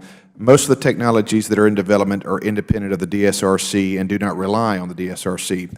What is the NHTSA doing to enable further technology adoption and take care not to hamper the innovation that we're seeing? We're using all the tools at our disposal, including consumer information, regulations where appropriate. It really is an era that we can, when we see life-saving technology, we really want to push to get it deployed as soon as possible. All right, let me slide over Ms. Barnes for just a minute, if I could, please. In your testimony, you noted the sensitivity of consumer information collected by the connected vehicles, and did a great job sharing that. But just to review, can you describe what types of personal identification information might be collected and what entities would be collecting it other than the vehicle manufacturers? Thank you for your question. So some examples of personally identifiable information that can be collected is location information, which can reveal an individual's pattern, her habits. There's also the collection of biometric information, also the collection of credit card information with certain telematics placed inside of the car. Individuals can, within their car, speak into their system for a text message, so that's audio, and that's also text messages. And looking at the privacy policies of certain auto manufacturers, it's almost an endless amount of outside entities. Oftentimes, car manufacturers do not specify the various third-party entities to which they give information to. We know in certain contexts it's marketers. We know that there is an increased market for insurance companies to gain additional access, and without sufficient legal requirements, law enforcement could also gain access to this sensitive information. All right, thank you. That's very well articulated. I've got a few seconds left, but just maybe get a quick answer from our manufacturer guys. Regarding connected vehicles, in what countries are we seeing the most innovation on this right now? Are you able to address that and just maybe go down the line in 8, 9 seconds, and with that I'll yield back to that. I think this is certainly a very globally competitive part of our industry. I think right now the United States it leads in terms of deployment of advanced technologies, but I think this is rapidly changing, and I think the proper policies need to be in place to assure that this innovation continues in the United States. Thank you. I agree. I think we are moving very quickly in the United States to adopt these types of technologies, although in countries like Japan, technologies, for instance, DSRC, V2V, and V2I have already been put in place. I won't refer to our unique regional hubris, but I think that the most advanced efforts are taking place in the U.S. right now, and I'd like to see us continue to be on the leading edge of this. Thank you. You're back. Mr. Desaulnier, you're recognized for 5 minutes. Thank you, Mr. Chairman. I want to thank the chairmen and the ranking members for this hearing. Mr. O'Connell, you can go on and talk about the hubris of the Bay Area as long as you want to, representing that area of the country. First of all, Mr. Chairman, I requested a statement for the Center of Democracy and Technology be entered into the record. Without objection. And then maybe to Toyota and General Motors, the whole issue of independent researchers, Mr. O'Connell's talked to Tesla's advocacy for such comments. A colleague talked about other technology companies doing that. Could you tell me if Toyota and General Motors has the same feeling that they will allow for independent researchers to help them to make sure that their software is working properly? And I say this somewhat in the context of what's happened in the industry vis-a-vis Volkswagen. So maybe you could respond to whether you agree with Mr. O'Connell and Tesla's approach or whether you have a different one. Yeah, so we generally agree with this approach. We have specific relationships with certain groups of security researchers and academics. As I said, they perform valuable services for us in terms of testing the vehicle software and the systems on the vehicle to help us design, make them better in design so that hacking them is more difficult. We are also, and have publicly disclosed that we're looking very hard at a security vulnerability program. Whether or not it's exactly like the one that Tesla described will be determined, but we should be rolling that out very quickly. And we want to know if our software has vulnerabilities. We want to know that both from folks that within the company and outside the company. Mr. Lowenstein. We at Toyota also welcome information from so-called white hat hackers. We have regular communications with them. We have relationships with them. We also attend some of the same conferences that they do. And we also do employ third-party cybersecurity testing on some of our systems to ensure that we've got all the most up-to-date information and we're patching any vulnerabilities that we might find. Okay. Switching subjects to privacy. So the privacy principles are exciting to look at, but given Ms. Barnes's concerns, and I'll say my concerns, in the California legislature, we had very spirited debates about providing for an opt-out for any third-party data, and the industry lobbied heavily against it, and it didn't get out of its first policy committee. So in that context, I think with the language that you have in the privacy agreements that you've come up with and the value you place on consumer confidence in what you're using and the concerns that have been expressed here today as well, can you provide a comprehensive list of all the data currently tracked and stored in your vehicles, Mr. Lightsey? Can you provide that information, and can you provide it to the committee, borrowing on the chairman's earlier comments of within a couple weeks? Sure, definitely. You know, our customer relationship is certainly the most valuable thing that we have in our company, and we respect the privacy of our customers, and we want to protect their information. I will say that before we disclose any information to any third party, we get a specific affirmative consent from our customer to do so. Mr. Lowenstein. We also follow a similar process. We want to be very transparent with our consumers on the data that we're collecting and how we're using it. And for instances where location-based services are used, we ask for the affirmative consent of our consumers because those services sometimes provide life-saving services like crash notification. Appreciate that. Mr. O'Connell? Yeah, so several levels of protection involved at Tesla. First of all is people have the option to not share any of their data with us. When we do share, when there is bidirectional flow of data, we anonymize that data and we aggregate it such that not only can you not identify the user, but you can't even identify the vehicle. So that's our philosophy. As I'll remind, the intent of all this is to increase principally the safety of our vehicles, and then secondarily, but of great concern, the utility of our vehicles to our customers and drivers. I appreciate that, and hopefully we'll hit all of them. Mr. Garfield, maybe you could just comment on the industry's privacy standards in your view, and that related to other tech privacy protections. In general, the privacy norms in the United States and actually globally are driven by the FIPS standards, which also is at the heart of the FTC regulation in this area, which over time has become more expansive, not just to deal with expectations that are explicitly articulated, but those that are normative. Thank you, Mr. Garfield. Mr. Chairman, I yield back. Thank you, sir. And I'd like to recognize myself for 5 minutes. Mr. Buse, can you take 30 seconds and tell me, just to make sure I'm clear, what DSRC is? Dedicated Short Range Radio Communications. And how is it going to be used? to send basic safety messages between devices. And this is being developed by With a whole host of alphabet soup. agencies, federal agencies. Federal agencies, suppliers, manufacturers, tech companies. So here's my concern about that. DOD and VA spent over $500 million trying to get 2 electronic health records to work together. And after 4 years, they said, this is really hard, we're going to have to go separate areas, right? And now we're talking about being in an industry where you have so much private sector investment that are figuring this out. Why are we even thinking about the federal government getting involved in doing this when a standard hasn't developed out of the private sector? The private sector is going to be a little bit better equipped to develop this type of technology, and the thing is probably going to work a little bit better. I don't know, Mr. Garfield, do you have some opinions on this? We do. I'd like to hear them.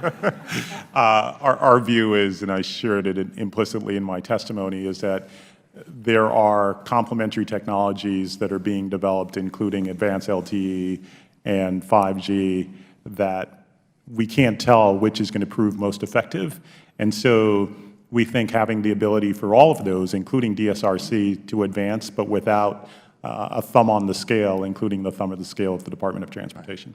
Yeah, and Mr. Beus, why do we think that Department of Transportation should be doing this, and why this is going to be helpful in the concept of interconnected cars? And I also appreciate you talking about the safety concerns related with interconnected cars.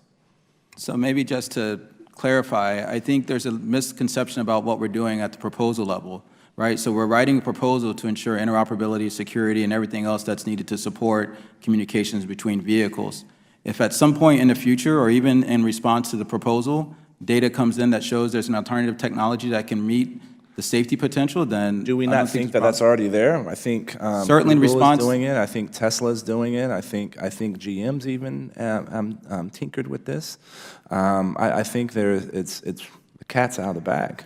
In response to the ANPRM, none of those comments came in. There was not one person that responded back saying that this technology shouldn't be mandated. It's not the right technology.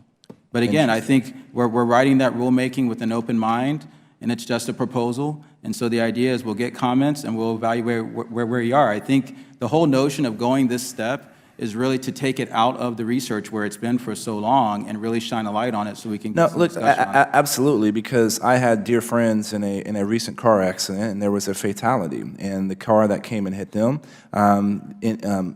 first eyewitnesses said that the car never broke. There was no braking involved. And the technology, advanced emergency braking that Tesla is developing, I think other manufacturers are, I want to see this as quickly as possible. And Mr. O'Connell, my question to you is, is there any barriers that are preventing y'all from moving even faster on deploying this technology? No, I think it's human will and open communications, both between the parties here at the table and with government bodies is obtained all around. Use the convening power of our separate agents. Share information. That's what's going to solve this problem. Yeah, because if we can protect more citizens from crashes, this is going to be a great thing for all of us. Mr. Lobenstein, my question to you, and this is from you having your hat as the new chair of the Auto ISAC, have you been given any information, any intelligence, been briefed on anything of known attackers targeting specifically vehicles, types of vehicles, or is Russian organized crime creating and focused on getting access into vehicles? Have you seen that kind of information? I apologize, Mr. Chairman. I'm not actively involved in the Auto ISAC myself, so I don't have that information. I can get that for you. Ms. Barnes, are you familiar of anything like that, where there's briefing on known attackers, Russian organized crime, Chinese state sponsors that are looking at getting access to vehicle information? At this moment, no. Sorry, I'm not Okay. aware. Because, again, one of my concerns is that, I did this for a living. We did this on trains, we did this on subways, and, looking at how can you take advantage of it. We got to know what the threat is, and this is why I think this creation of the Auto ISAC is important. And if you're not getting the kind of information sharing, because the federal government should be sharing as much information as it possibly can with the private sector for the private sector to protect themselves and to protect consumers. And if you're not getting that, let me know. And my last point is the Office of Personnel Management had difficulty protecting the records of 23 million people, and they had the audacity to not even say "my bad" when they sent out the letters to the people that did receive the letter that they were compromised. By the way, I was one of them. And at least when some of these issues have arisen within the auto industry, that I got a letter pretty quickly talking about how you fix it, how you do it, and it was a responsiveness that I wish the federal government had. And so I think I'm always concerned when we put too much faith in federal agencies to protect our information. And it's a cooperation, it seems like it is, Mr. Buse, I appreciate that. But this is where we need to work together, and we need to make sure that innovation and entrepreneurship is allowed to grow. With that, I'd like to recognize— Actually, if I can make a quick plug for You got a couple of seconds. data breach legislation, which has been pending for quite some time, almost a decade, is long overdue and could be helpful here as well. Then I'd like to recognize my colleague from Virginia, Mr. Conley, for 5 minutes. Thank you, Mr. Chairman, and welcome to the panel. Maybe, Mr. Garfield, I'll start with you. Can you tell us the difference between autonomous and assisted vehicles? In common nomenclature, the idea is that an autonomous vehicle doesn't necessarily rely on vehicle-to-vehicle or vehicle-to-infrastructure communication. So it is truly not connected to another car or to communication from infrastructure. Or to a driver? Or to a driver, correct. And assisted would be? It's assisted by some networked communication, either with the infrastructure or with another. But also might be driverless in that sense, yeah. Right. Okay. Maybe we could start with you, Mr. Lightsey. I represent Northern Virginia here in the nation's capital. National Capital Region, as measured by A&M's Urban Mobility Scorecard, now has the nation's worst congestion, as measured by these metrics: 82 hours stuck in traffic every year, on average, 35 gallons of gas wasted idling every year, and at least $1,800 in lost time every year. How could these technologies assist a region like this with arguably the worst congestion as measured by those metrics? Yes, thank you. So first of all, let me backtrack a little bit to the Chairman Hurd's questions about DSRC. And just let me say, on behalf of the industry and on behalf of GM, private industry has also invested a substantial amount of money equal to or greater than the amount of money that the government is invested in this technology.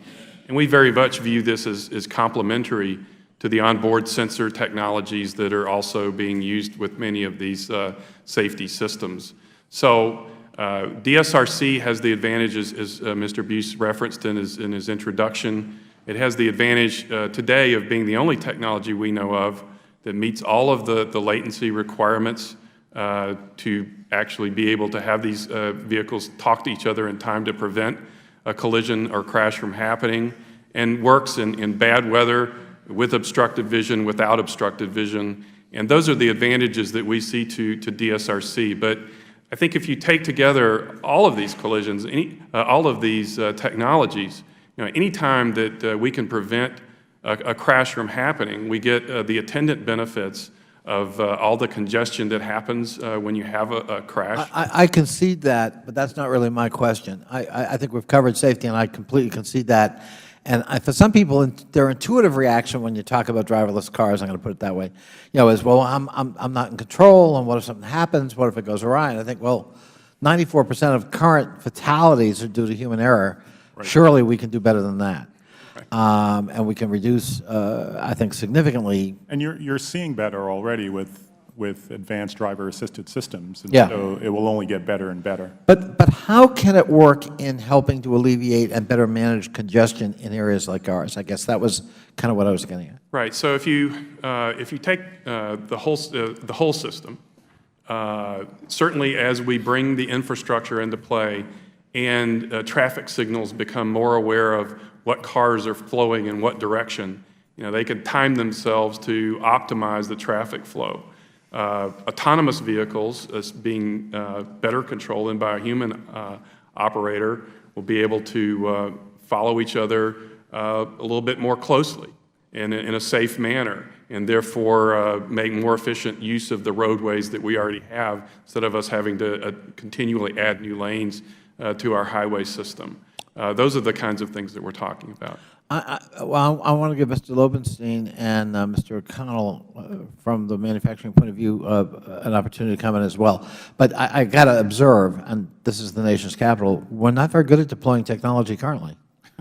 I mean, in terms of traffic management, not much. And I've been involved in local government for a long time. We tried to get it, deployed.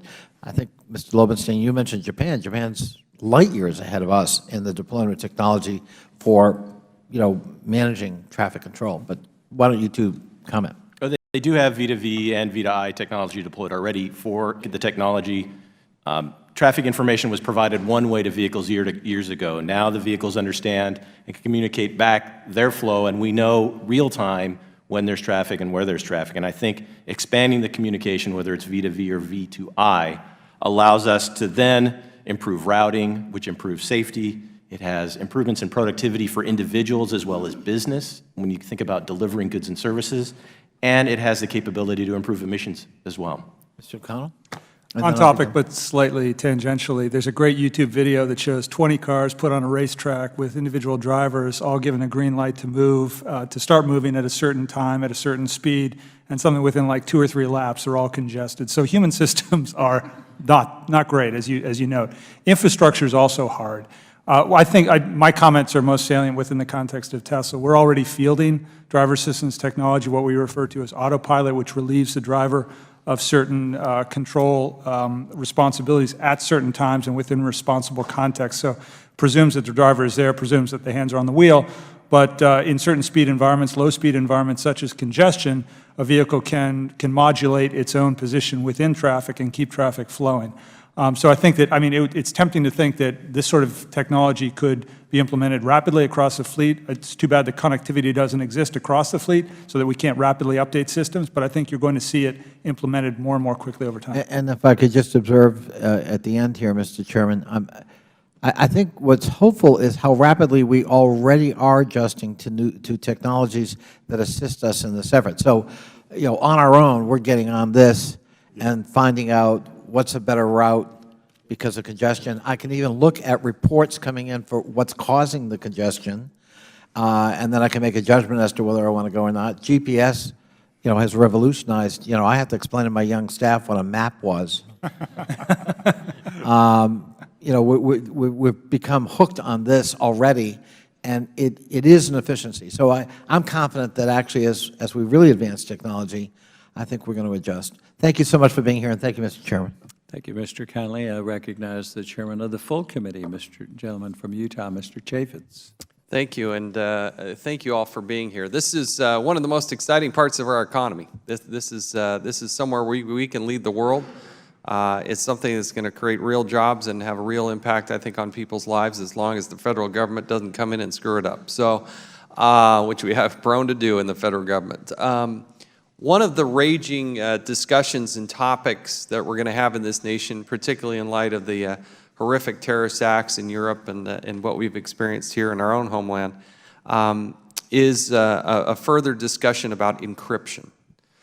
Because I think one of the big questions before our nation is how much privacy, how much security are we going to give, or how much privacy are we going to give up in the name of security? And it's a difficult question when you see friends and loved ones and people on television being killed. It's a very difficult thing. But on the other hand, I also want my wife, my kids, myself, my friends, my neighbors to be as safe and protected from would-be people who want to cause them harm and tap into information. So maybe if I could start with Mr. Garfield here. If you could address the whole encryption issue, how does it really work? Because you really can't create a key just for the good guys, just for law enforcement, right? It's either encrypted and secure or it's not. And give me your perspective on that, particularly in light of what this country is dealing with right now. Thanks for the question, Mr. Chairman. I would start by saying that the people that I work with are patriots, and so are as sickened by what they saw in Paris as everyone else in this room. The context in which we're having this conversation actually speaks to the issue, because when we're talking about security and safety, encryption is an important tool for enabling that. And so the conversation is not either or, it's how do we advance security with encryption as a tool while also making sure that national security is protected. And I think there are ways to do that. I think a folly is to think that creating backdoors or making keys available to just some people is that solution. Because ultimately, if you create vulnerabilities, they'll be widely exploited. Yeah, but can't you just give it to, the guy at the Genius Bar and your wife and just call it a day? Or is that, explain to the person who's not as familiar with this how this works or doesn't work. The challenge with just giving it to the person at the Genius Bar is the same challenge that we're talking about with 90% of traffic accidents are caused by human error. And so you're entrusting one person who may be vulnerable to being compromised with the security for everyone. And so that is the problem with empowering the guy or the gal at the Genius Bar, is you're creating a vulnerability that could then be widely exploited. Does anybody else want to address this? Any else on the panel here? Probably not. Do you want to have it be encrypted? I'll, at some risk to myself, maybe I'll do that.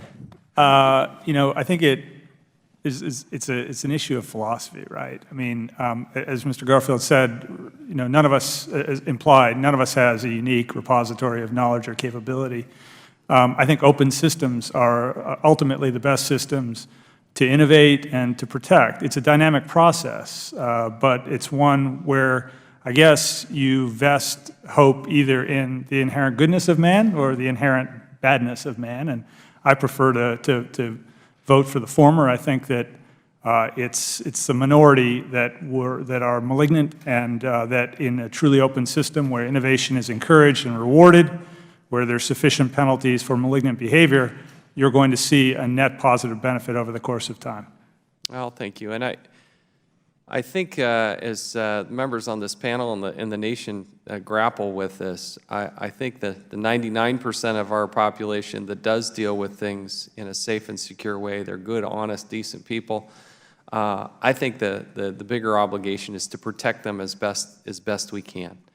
And certainly there can be carve-outs for law enforcement needs. If you have a probable cause, articulable suspicion, you have a terrorist type of activity going on, of course, there are things, whether it be geolocation or other types of things, that they should be able to tap into. But if you're a suspicionless American, if you're somebody who is leading a good, decent, honest life, I think you have an expectation of privacy in this nation. And that will certainly come into play not only with cars, but the Internet of Things and everything that's going to be connected. I think this is going to be one of our big questions we're all going to have to grapple with. If I can add one more thing. Sure. I think how we approach these issues have to be grounded in something.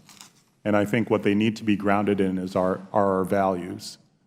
And part of our values here in the United States is that we act consistent with laws, right? And so there are certainly legal frameworks for gaining access to that information, and we will work with law enforcement to ensure that our national security is protected, while at the same time there's a fundamental belief that people's rights will be protected as well. And we've figured out how to strike that balance, and we'll continue to do so, and that's partly why we're viewed in the way that we are around the world.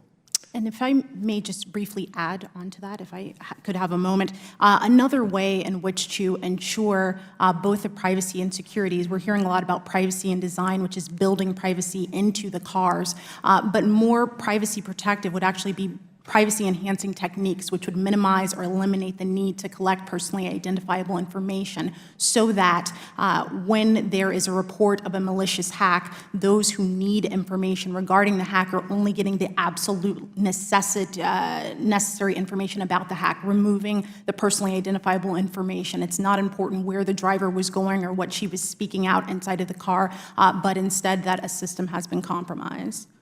Well, thank you. And as I yield back, I do hope members are able to look at the geolocation legislation, the GPS Act that we have here, that you would need a warrant or articulable suspicion, certainly, but a warrant to actually track somebody's geolocation, because I do think that is the content of their life. So appreciate the time. Yield back.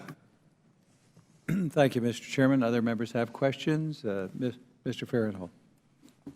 Thank you very much. I'd like to take up a little bit on where Chairman Chaffetz left off. Ms. Barnes, earlier the automakers testified that they're very careful with the information they collect and they don't share it. Reading your written testimony, I'm not sure that you would agree with that. And, you know, there's a lot of information that's tracked. I haven't turned off geolocation on my phone. So this is my Veterans Day map. On a map, it shows everywhere I was. I can slide over. It tells me I got into the Houston airport and was there for 32 minutes at 4 in the morning. I had breakfast in Refugio. I went home and took a shower. I went to Robstown, Texas. I went to the USS Lexington. I went to Brewster Street to welcome some bicycle riders. I then went to some veterans. I went to Veterans High School. It knows everywhere I was, how long I was down there, and has deduced where I live and where I work without me having to halt in almost every person's phone. I would imagine the cars collect the same information.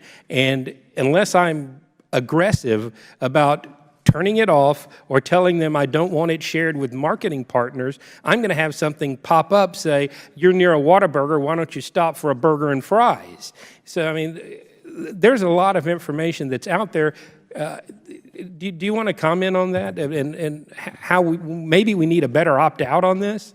So I always advocate for stopping at Whataburger, but opt-out routinely fails consumers. This idea that there's such an information asymmetry that the auto manufacturers as well as their third-party services who are contracting with them can gobble up all of the information, and the consumer is simply unaware. And when we're looking at the privacy pledge, the consumer doesn't have any type of choice, but choice is simply not enough for the consumer. That's why we need some type of standard where a consumer will have guaranteed privacy protections. The onus should not be on the consumer to turn off her location information at every single subset. And when you look in the Car Spy Act, there's a provision that would allow an individual to turn off data collection should she choose, but still retain the functionality. So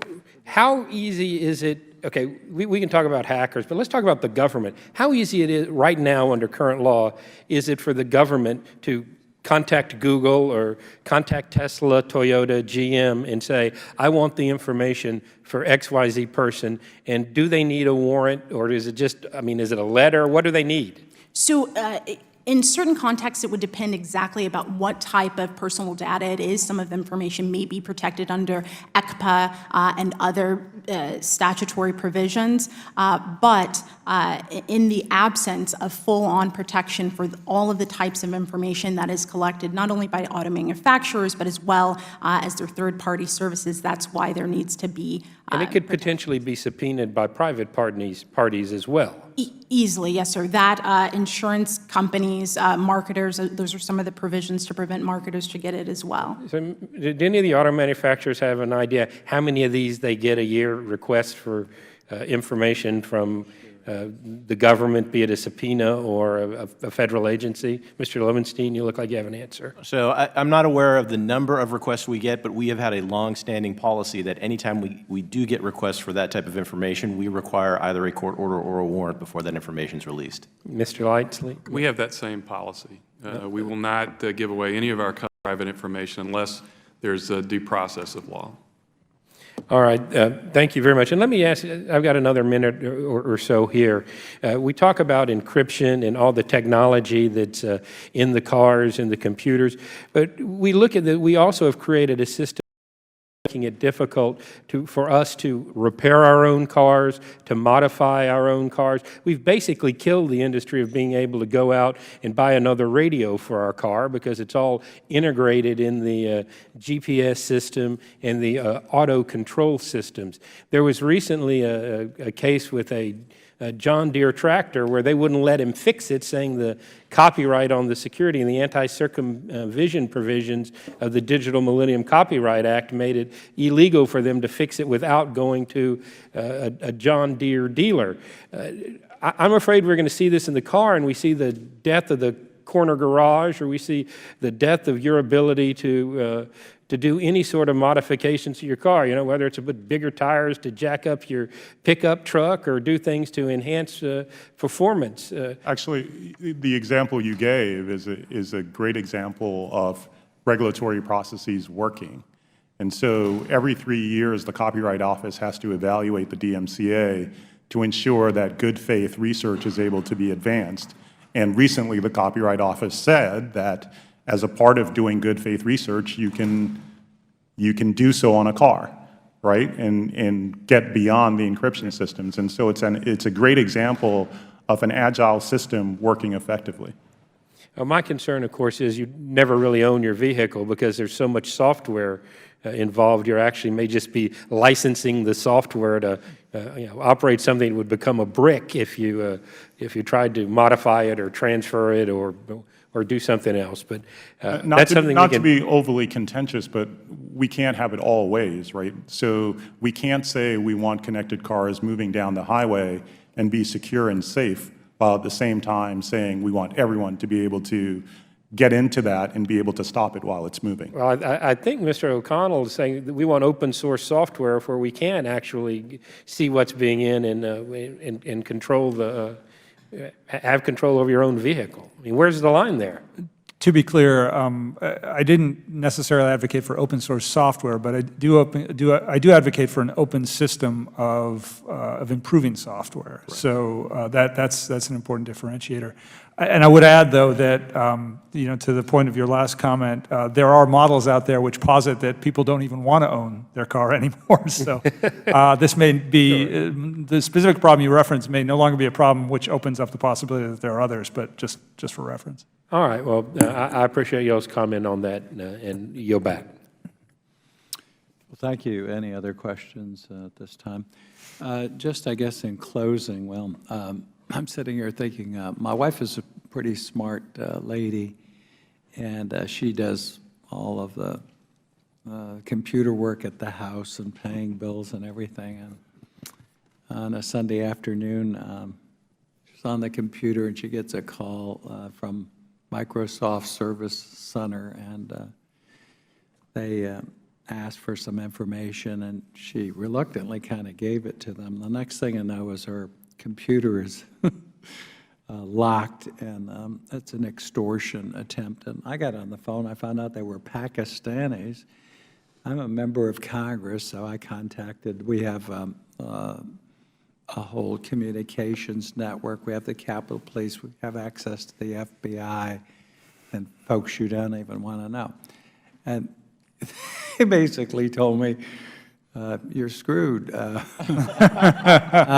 They said, and it was extortion. I mean, I could see extortion to can't start your car, someone has hacked it. So, I mean, this just happened with our little home computer. It was interesting, though, we bought some new software, and that was at a location of not our principal residence, so we didn't have a lot on there. But after she found out from the software company that they keep another lock behind, protection behind that, and can actually can release the system.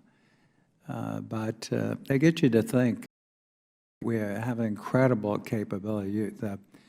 I was in a General Motors car. I love the you had it displayed here. The teenager device. I just told Gonzaga High School, I spoke there I think it was yesterday. I told all those teenagers what's coming, and they were aghast, you know. But the things you can do are unbelievable. And you stop and I told the class, too, I said, your biggest, everyone's paying attention to Paris and terrorist threat, but those kids get in a car, and that is the biggest cause of death for our teenagers. We've gotten deaths down from 43 to 33,000, but huge percentage of those are kids. And the device I saw in the General Motors car was pretty astounding how you can control that. The comment is the private sector has come up with some incredible innovations. You're setting standards and trying to protect the owner and the consumer. You've got a good association coming together, trying to bring folks together. I'm anxious to see your report. I guess you cited Mr. Garfield that was just turned over. The role and scope of government in all this, like the chairman said, we usually over-legislate, and then the government usually over-regulates. So trying to get it right, you want to also protect rights, which Ms. Barnes has said. I hammered on DOT because it's now 3 years ago, I said, let's see where we're going with this, and tried to set a schedule which hasn't been adhered to, so a bit of frustration in that. It is complicated. They need to work with you. It sounds like for the most part they are. We don't want them to come out with standards or requirements or technology mandates that are obsolete, or by the time we enact them, sometimes they're an overreach. So that's a challenge we face. Maybe in closing, any quick guidance on how to proceed, Mr. Lightsey? I want to hear from the private sector. I know we're going down a certain path, but what do you think, again, the proper role of government? The standards, I've worked with NHTSA, and I just told Ms. Duckworth I tried to get a biometric standard after 9/11. That was 3 times I put in law, biometric standard for IRIS, and I think we may be there. It's 12 years later. Haul them in, try to get them in. They're very difficult to nail down. And with changing technology, you've got sort of it's like trying to change the wheels on a vehicle that's moving down the highway at 75 miles an hour. But tell me how you would like to see this unfold. Mr. Lightsey, Mr. Lowenstein, and Mr. O'Connell, the 3 guys who are representing the companies that actually produce vehicles. Go ahead. Yeah, so thank you, Mr. Chairman. And with all due respect, our industry can't afford to wait for government, and we're not doing that. We're investing a substantial amount of resources and energy into innovating with our products and services to make our products safer and to make them more enjoyable by our customers, who are Now, once again, I have to nail you down. What's the proper role of government, regulation, law? Where do we go? Well, as I was saying, Mr. Chairman, I think our industry has shown time and again that we can and do work well together for our customers. And I think that the industry needs the freedom to innovate and to do that work. And who in government would you put? Should we leave it with NHTSA or DOT, or how should it be structured?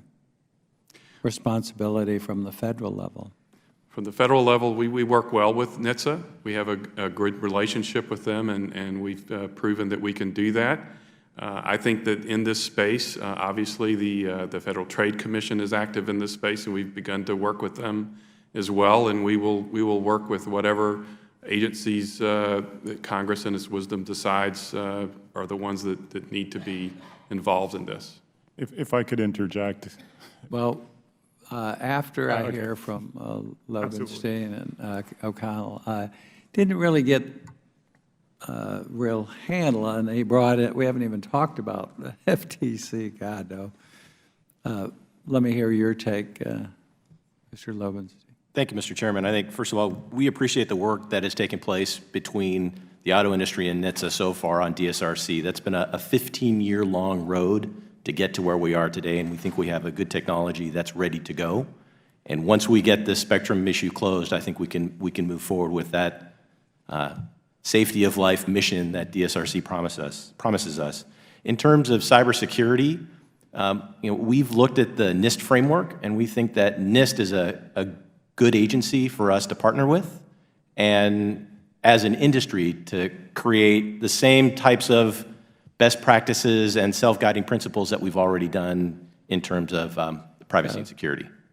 NHTSA at one level, NIST at another level. Yes, sir. Okay. Mr. Mr. Chairman, a couple issues of principle and then a direct answer to your question.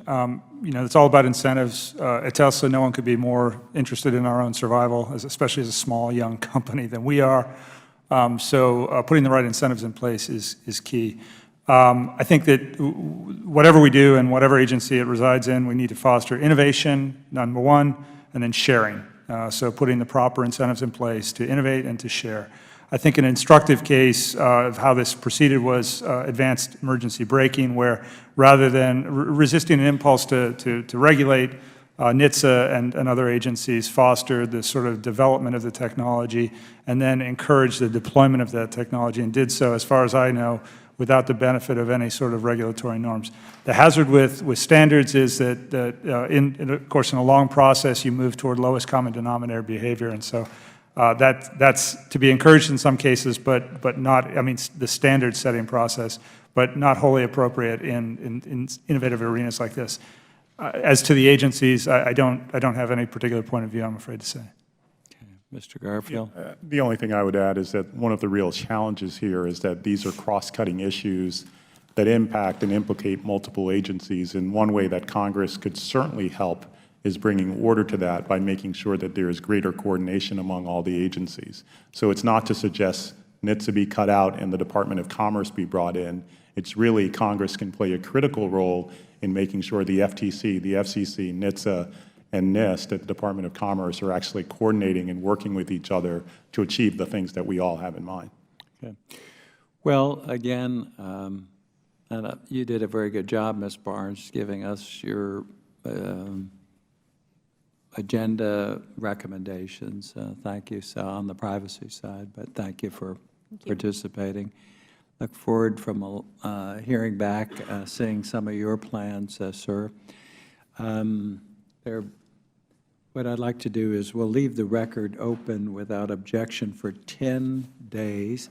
We may have additional questions. There are quite a few here that we didn't even get to submit to the witnesses. They'll be made part of the record. So without objection, that's so ordered. And again, I'm looking forward to having a report and the other items we requested today from NHTSA made part of the record. And again, thank you, each of you. Very interesting. Probably they'll look back in 10 years and we've made such incredible progress, but we want to do the right thing at this important juncture, and that's bringing out these issues, and your progress and where we need to go is important. So there being no further business before the subcommittee and the dual subcommittees here, we will adjourn this hearing. Thank you.